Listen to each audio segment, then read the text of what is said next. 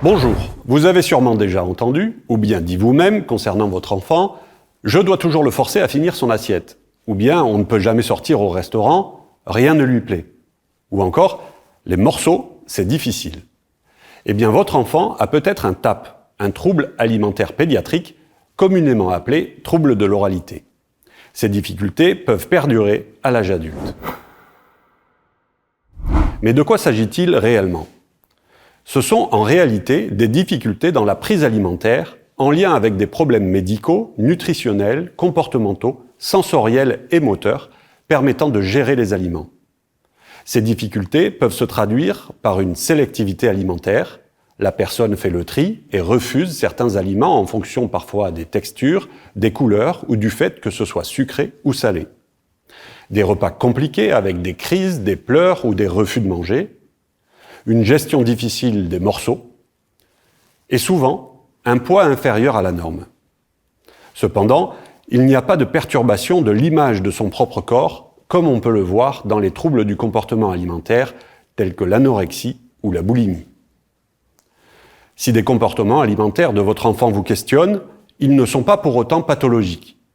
Afin de vous y retrouver, abordons le développement ordinaire de l'enfant. La découverte des aliments, comme les purées ou les compotes, peut se faire dès le plus jeune âge, entre 4 et 6 mois. L'introduction des morceaux tendres se fait aux alentours de 10 mois, même si les premières dents ne sont pas encore apparues. Si vous avez un doute sur le morceau, il faut pouvoir l'écraser entre 2 doigts. Attention, ne mélangez pas les morceaux aux purées, même si cela semble plus facile, cela peut mettre certains enfants en difficulté. Si l'enfant crache parfois ou a un réflexe nauséeux, c'est normal, il découvre les aliments. Laissez-le expérimenter et toucher, et n'hésitez pas à proposer à nouveau, mais sans jamais forcer. Enfin, si votre enfant met des objets à la bouche, laissez-le faire. Il découvre sa sphère orale, mais veillez néanmoins à ce que cet objet ne constitue pas un risque d'étouffement. Et le brossage des dents dans tout ça ? Les enfants souffrant de TAP peuvent vivre comme une agression l'intrusion d'un objet dans la bouche. Il peut alors être difficile de leur brosser les dents. Cependant, ce geste est essentiel, même si votre enfant n'a qu'une seule dent. La brosse à dents doit être en poil souple et le dentifrice doit être adapté aux enfants avec maximum 1000 ppm en fluor. Pour la quantité, c'est seulement une trace sur la brosse sans la mouiller.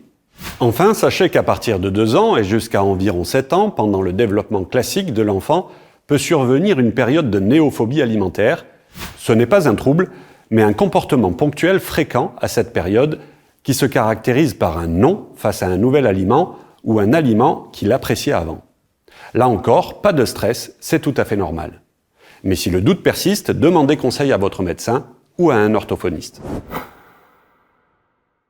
Les difficultés alimentaires apparaissent généralement dès l'enfance et peuvent persister à l'âge adulte. En cas de question ou de doute, n'hésitez pas à vous rapprocher d'un orthophoniste ou d'un autre professionnel de santé orale.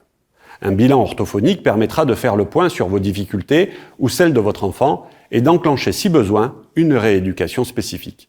Et pour toute question sur la santé orale, n'hésitez pas à vous rendre sur le site de Montpellier Santé Orale.